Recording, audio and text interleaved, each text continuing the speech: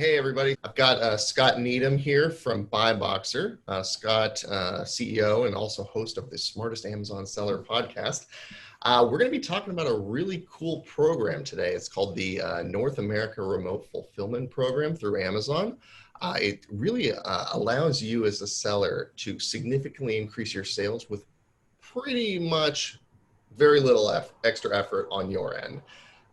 So Scott's here to tell us all about how that program works and how you can take advantage of it as a seller. Before we go into that, Scott, again, thank you for joining us. I would love to have you maybe introduce yourself. Tell us a little bit more about BuyBoxer. Yeah, so I've been an Amazon seller for about 7, 8 years. We started out in wholesale, then started doing a lot of brand partnerships, which evolved us into having an agency. And one thing about an agency is it forces you to understand a lot of different parts of Amazon and just to become a better seller. I've had to learn a lot. And because I'm primarily a software developer and I've always really gotten in the weeds of Amazon. And that's been a lot of fun. And I started a podcast over a year ago, The Smartest Amazon Seller, which is, again, forced me to learn even more. And in that process, that's how I came across this program. And I've advocated it from the beginning. I've been like, hey, this is a huge value add to a lot of people. Awesome. And so, I guess first of all, how did you hear about it? So I was contacted from Amazon. Our seller account, we do over 50 million a year and very, very wide catalog. They reached out to us. And the truth is when Amazon reaches out to me, I'm a little bit hesitant to jump into beta programs because they can be a waste of time because they're just not ready yet. They have some good ideas, but they don't always work for us. And so I was hesitant going in, but once, it was a very quick process to turn on to our account. We didn't have to change any of our logistics. We didn't have to change any of our software. And we were immediately getting, we started getting $1,000 in sales a day from Canada. And sorry to interrupt. I want to make sure. I think I probably asked my questions out of order. Yeah, no worries. Let's start with what exactly is NARF? Yeah, I mean, you jump right into the details.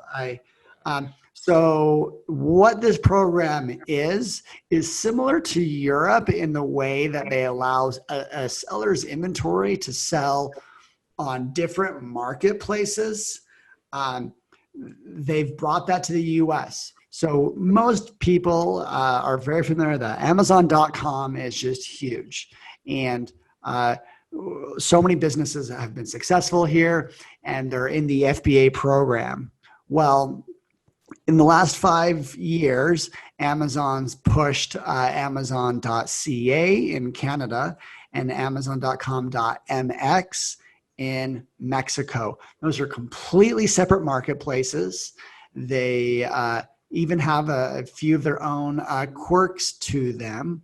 Mexico's obviously in Spanish, but the thing is it's a very growing marketplace with less competition.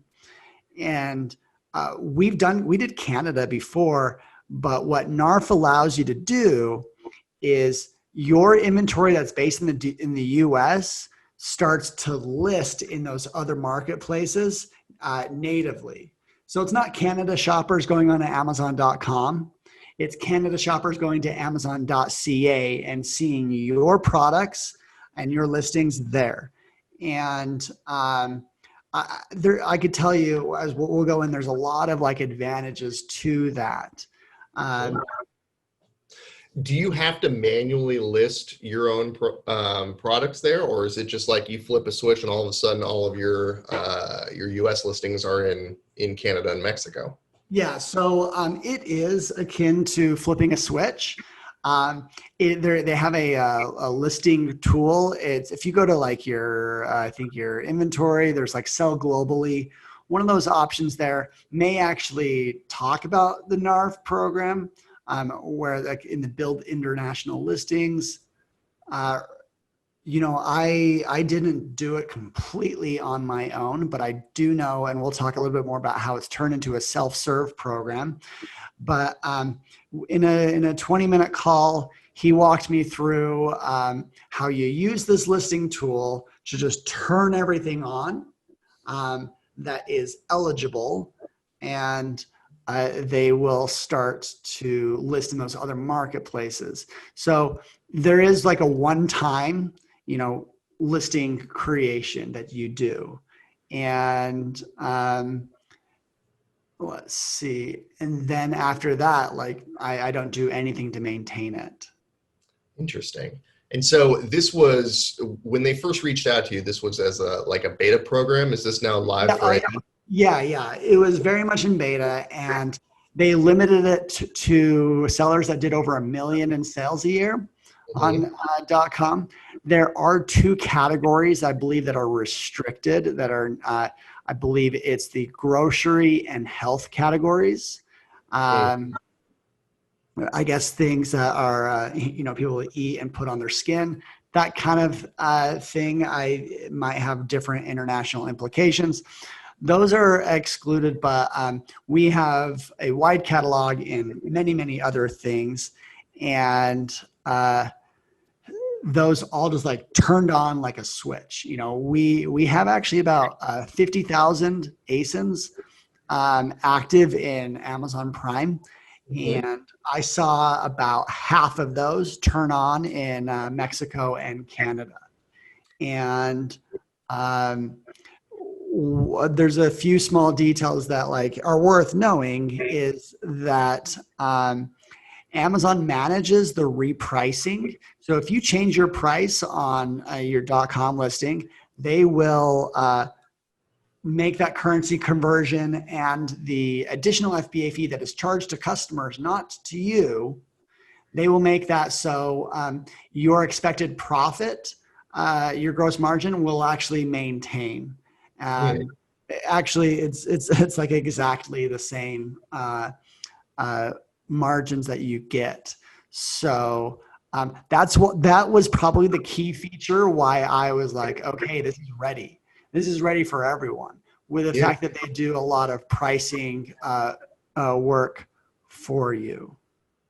So let's set the stage. So you're a consultancy. You guys also sell products. Your products are based in a warehouse in Indianapolis, right?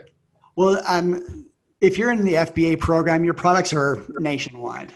Got it. Okay, got it. But it's stored in the United States, and then through this program, Amazon, like you're able to basically kind of after kind of a one-time setup, your products start listing in Canada and Mexico, and then the products, Amazon handles all the fulfillment and shipping into the countries. So they do the exporting, and the extra charge that takes, they collect from those customers. So the customers are paying a little bit more, but they handle that, and they handle the reverse logistics, that if they return the product, it is to come back to the US. Got it. And through those sales, sorry to interrupt, does Amazon then pay you in Canadian dollars or pesos? Yep. Okay, got it. So and you bring that money back just like you would if you were listing them any other way. Yeah, because they're getting purchased in Canadian dollars or Mexican pesos. That's how you collect it. And so your US account, most US sellers actually have a unified North American account. And you may already have a Canada and Mexico presence, but since you've not sold anything, you haven't had to collect in those currencies. Let's see. One differentiation, many people might be hearing this and they're thinking of the FBA export program. That is different. FBA export is where people from other different countries come to Amazon.com and buy in the US and pay with US dollars. So that's where the conversion happens on the currency for customers. But NARF, since it's native to these other marketplaces, you're collecting money in these other currencies, which is, in full disclosure, how I came across PingPong in the first place. Is when I was like, hey, I've got Canadian dollars, I've got Mexican pesos, help. Yeah. Well, we'll take the plug. Yeah. Got it. Okay. And so then when this started and you started to, see these different types of sales, did you, or excuse me, I guess even before that, Canada obviously speaks English. Did they offer some type of like language translation services for the Mexican market? Not necessary. I don't. I've never even touched that.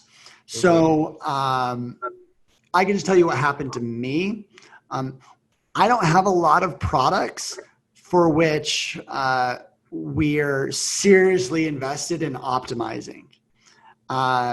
What happened was Amazon was able to match or cross-list on their own our products into these other marketplaces where it made sense. So a lot of times there was already an ASIN match, and then it just turned on. And I have looked at our Mexico listings and they're all in Spanish. So I presume that Amazon is doing a lot of the heavy lifting here for us, either enlisting in some translation. I do know that they do some sales velocity thresholds. So say you turn on and you have 100 products. Well, there's a chance that maybe only 40 of them get actually cross-listed, because Amazon, their employees actually I think they do either an inspection. I know they turn on one product at a time, and it's based off of, the success of that product. So we found our better products all cross-listed, and, some of our less great selling products did not.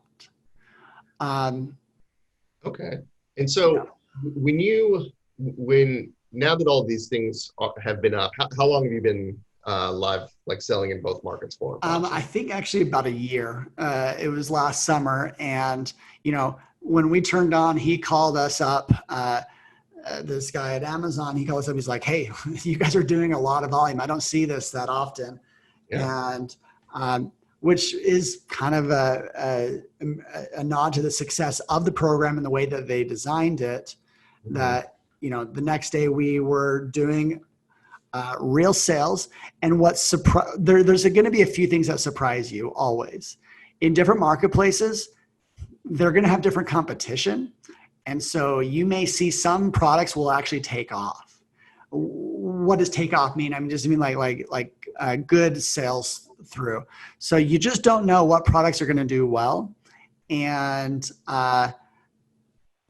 so, when if I were in your shoes, I would consider, using this program and just going with an open mind, and you don't know exactly which products are going to take off. Because the truth is you can probably lower the price to consumers if you ship directly to that country. But that's a lot of headache, and you don't want to go into that without knowing, without having some sales data. That's the thing, is this creates like sales data, so how well you might be doing in these international marketplaces. If you're selling, 30 units a month on an ASIN in Canada through NARF, I guarantee you, if you ship to that country, you will only increase those sales, because while they do have the Prime badge, they take a few extra days to arrive to the customer. They give your products the Prime badge, but I think it's like a 5 to 7 day shipping window, because these products are crossing the border, and there's a few handoffs that are happening in the logistics. Yeah.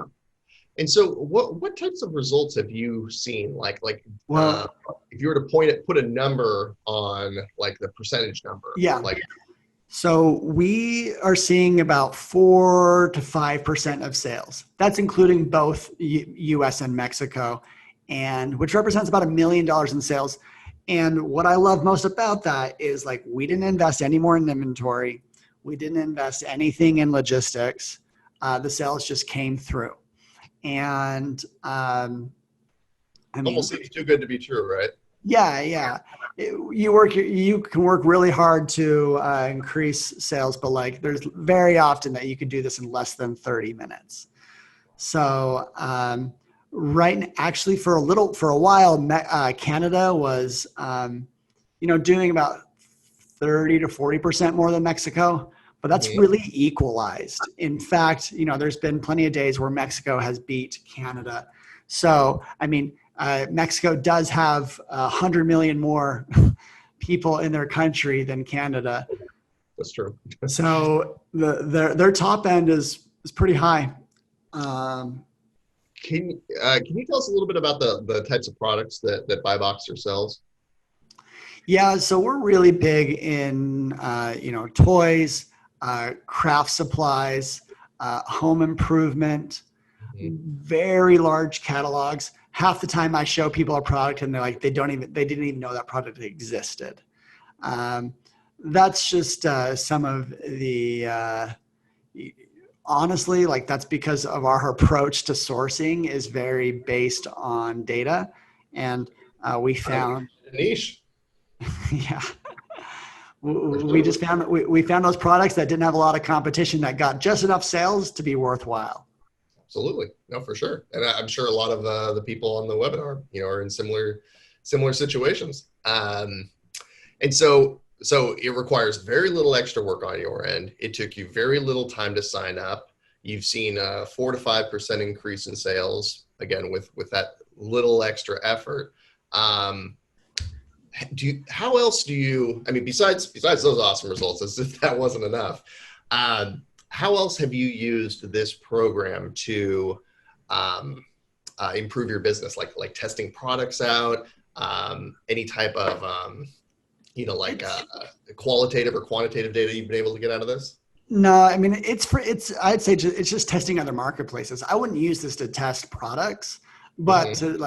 to test like, is Canada worthwhile? Is it worthwhile talking to, a freight forwarder to get this into Yeah. uh, to get this into FBA centers there in those countries? That's kind of the testing that I would do. A lot of people don't know if Canada's worth it. Well, turn this on, then you'll know or not. Uh, Let me jump through for a second and get a little bit more of like where this program's evolved. So, it was in beta a year ago. I actually connected over 50 people to jump in on it because I talk a lot about uh, uh, NARF and on just different groups on my podcast, and they've only been like happy to onboard people. They had a limit of 1 million. Then they reduced that limit to about 500,000. And I think right before the pandemic, they started to make it self-serve. A tool that's like available for sellers to just jump on and like turn it on. Hmm. But then the pandemic happened, and as we know, sales. Amazon was uh, shipping way too much to consider the stress of NARF, and so they turned it off during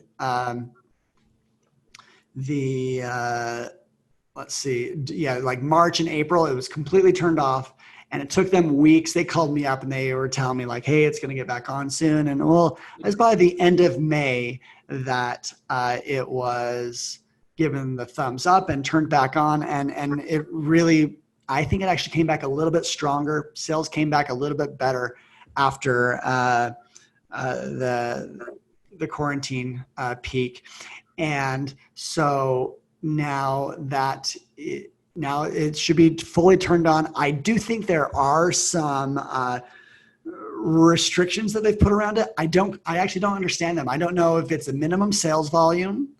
I don't know if it's a product type that they're looking for. If you are doing, say, more than $500,000 a year on Amazon, since I know that's one criteria that they have had, I will. You could reach out to me, and I'll share with you my contact in the program, and it will get you connected to someone at Amazon to give you a real answer. Okay. And in fact, I'm happy to like reach out to him and be like, hey, okay, what is the criteria now? Is this self-serve? Because at That, some point they have to get there. that's great. I'm not sure if you're seeing this, but yeah, one of the viewers is asked why he keeps getting denied by Amazon.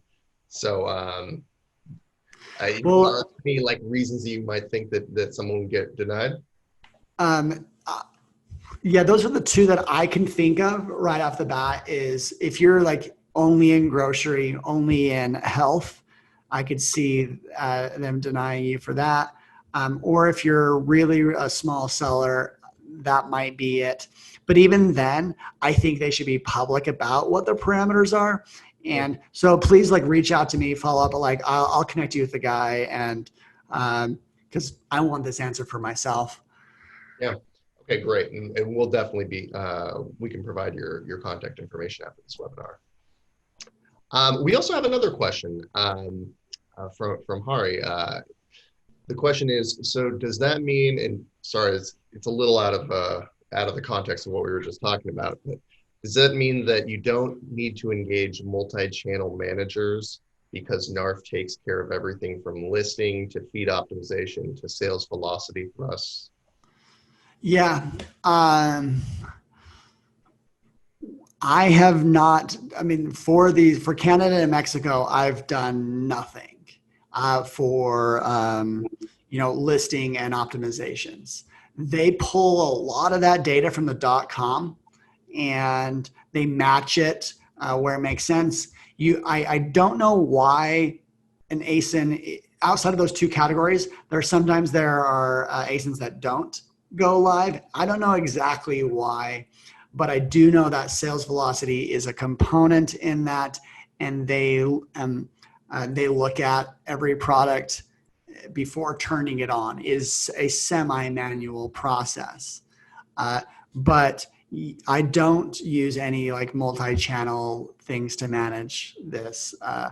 The sales just kind of come through, and the truth is I wouldn't. I can't just completely talk about NARF without realizing, like I'm just going to plug you guys again. You're going to get currencies in different currencies. To get them into US dollars from Amazon, they charge you a 4% commission. So not commission, foreign exchange fee. So Amazon charges like their foreign exchange fee is 4% of the revenue you collect, whereas PingPong is way better than that. Like so much better that like if you're doing any sort of volume, you should do that. And I've been super happy with that. I found what I think is like the best foreign exchange conversion rate. And so once you get NARF set up, the next is to optimize, get that extra money that's on the table. And it doesn't hurt, get this, it doesn't hurt to like start having money floating in different currencies, because I was able to pay a Chinese supplier a month ago, and because I had money in I had money in Canadian dollars, and I didn't have to translate my US dollars to that. I was able to pay them and convert Canadian dollars into Chinese yuan. And that's another service that we can yeah. But what I'm saying is that like as you grow in your international things, the more currencies that you have, there is a way to leverage that, so you're paying fewer conversion fees overall. Well, that's awesome. Is there anything else that that we should know about NARF, or anything that you've kind of learned from your experience so far in the program? Um, yeah, I could think of one last thing is this does mean you start to answer questions in these other marketplaces. You have a feedback score, and you do have questions come in from these customers. So um, I guess there is one additional, stress to just managing your business. It's Mhm. pretty small. I mean, if it's 5% of your sales, then it might be 5% of your questions. So for every 10 questions or 20 questions you get on the US, you'll get one or two from Canada or Mexico. And Sure. Mexico is a unique challenge because they're coming at you in Spanish. Right, right. So if you don't have translation services on staff, maybe either invest in that, or get really good at Honestly, translating. Google Translate is good enough for this. If they're speaking decent Spanish, like you'll know what they're talking about through Google Translate. Sure. There's usually probably only a handful of things people are really asking about anyway. Exactly. Where's my stuff, and how do I get a refund? Yeah. Awesome. Again, Scott is does not work for Amazon. You don't get a cut for people that you refer over. This is really just information that you've learned as a seller on Amazon, and stuff that you've also brought to your podcast audience. So Yeah. well, No, like the longer I've done the podcast, the more I'm just like, you just put on your journalistic hat a lot, and you kind of like try and figure out and ask questions and know these details, ins and outs, because that's what drives value to your podcast. Oh, great question. So someone talked about PPC. So I did launch PPC on these other marketplaces, very, very limited. I just threw minimum budgets, and I got some sales because you don't have nearly as much competition. Um, so that's how I would start. PPC is different. It's PPC in these other currencies, and you will see that keywords are going to be a little bit different, especially in Mexico. I just turned on auto, and the auto campaigns, and I put very low bids just to ensure that I was being profitable, and then I would consider going up from there. Uh, and then if you wanted to scale from that, you might consider using a tool. I use PPC managing tools myself. Uh, Recently I've talked a lot about Perpetua. There's a lot of great ones out there, and they usually handle these foreign marketplaces really well. If you want to learn more about that, you could reach out to me. Well, let's jump to the next question. And where do you see the options for enrolling? So it should be, if you have the self-serve, it will be in the sell globally portion of your page. And there is a build international listings section. Sometimes they call it the bill tool, the BIL. And that's where it is. If you don't have inventory is sell globally. And then if you need the unified North America account, and then the build international listings. That's where I have found it. They have actually moved it around. And since I'm already enrolled, I don't know exactly what you're seeing, but I have seen it pop at people when Amazon knows that they qualify. yeah, I think Levi clarified his question. Inventory remote fulfillment with FBA. So this is a unique program in that it is leveraging your inventory that is in Amazon's fulfillment centers. So, it's as if you're, say you have 100 units of a product, and it's in FBA program, then, it's only using those 100 units and it lists in those other marketplaces. And if you already have an FBA account in Canada, do you need to close that account, or do you just does it just kind of transfer over? Can you use both? So, North America. You know what? I think this is the same thing. I think NARF is remote fulfillment. Um, it's just worded a different way because remote fulfillment is listing across these, and that may be an earlier name that they had for it, but they do call it the North America remote fulfillment. Whereas like the Europe marketplaces also has that. So makes me confused that they would throw out two different names out there. Right. And let's see. Okay, a good question about if you have an FBA account in Canada, if you already have one and it is not connected to your US account, then it probably won't work. There's a great chance your US account, you can just flip a button and it will create your US and Canada that's connected to that account. I don't know what this means for that Canada account. I would actually be cautious about, having dual accounts in Canada. I know we had that issue with Mexico. For some reason, Mexico found like a dual account, and we got a suspension on that. They didn't suspend our U.S. They just suspended our Mexico.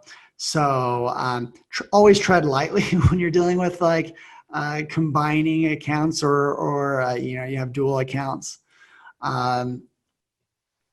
Just make sure they're linked, I guess. So NARF is designed for people not storing inventory in Canada. If you're going to store your inventory in Canada, if you're already doing that, then you're already giving the customers a better experience because there are foreign fees that they are seeing. And like say a product that we're able to sell in the US for $19.99. In the Canada, it'll probably be around $27. Well, if you were to ship directly to Canada, you probably can offer that at about $22, $23 and still maintain the same margin because of the efficiency of shipping in, many at a time. And also customers receive that a little bit faster. So if you got inventory in Canada, do that. Got it. So what the other markets that are available is just Canada and Mexico for North America remote fulfillment.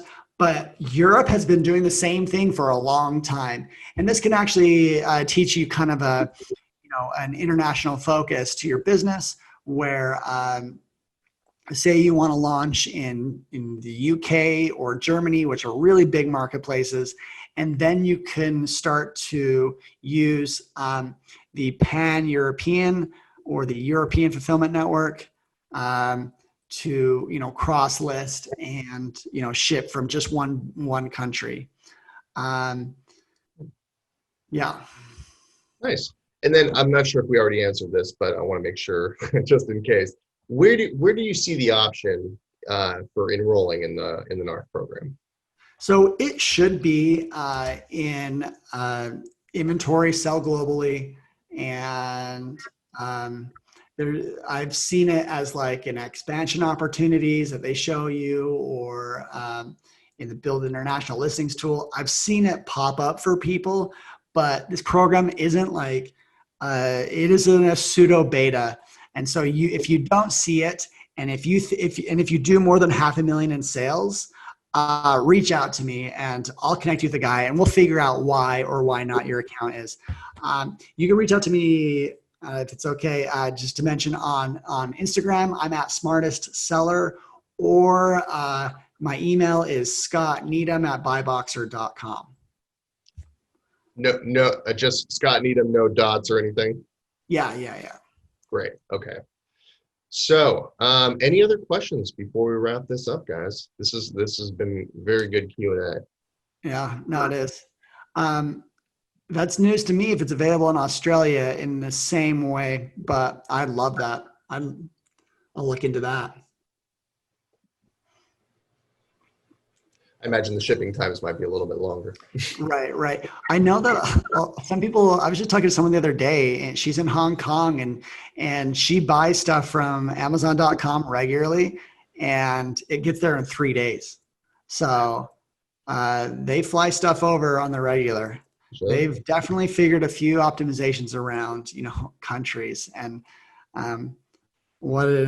yeah. I mean, when I see that, I'm just like always like Amazon's logistics. They know what they're doing. It's mind-boggling, like Yeah. how something can get so fast to a distant corner of the planet.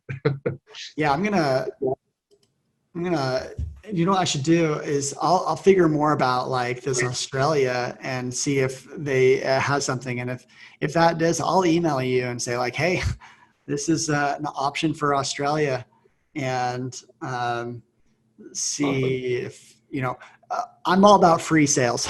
You work your butt off, All right. and it's hard for sales, but the ones that come free are the best ones. Absolutely. So, if we don't have any other questions, Scott, would you like to plug your podcast again? And Sure. Yeah. I mean, I actually did a YouTube video on this, and I talked about FBA export NARF on my YouTube channel. That's Smartest Amazon Seller, the YouTube channel. I'm trying to catch that up to my podcast, where my podcast I've been doing for over a year. Got a lot of like really variety of subjects.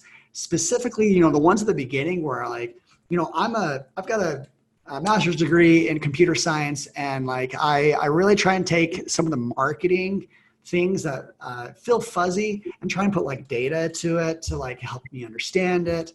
And so I cover a lot of different topics, and I'll be the first to tell you some of my podcasts are better than others. So find out what type of challenges you've got and reach out to me. I'm happy to cover new subjects. That's awesome. Awesome. And of course, we'll plug ourselves. If once you launch in these foreign marketplaces, we can get you the best rate to bring that money back to US dollars or to any currency that you're currently in, really. Right.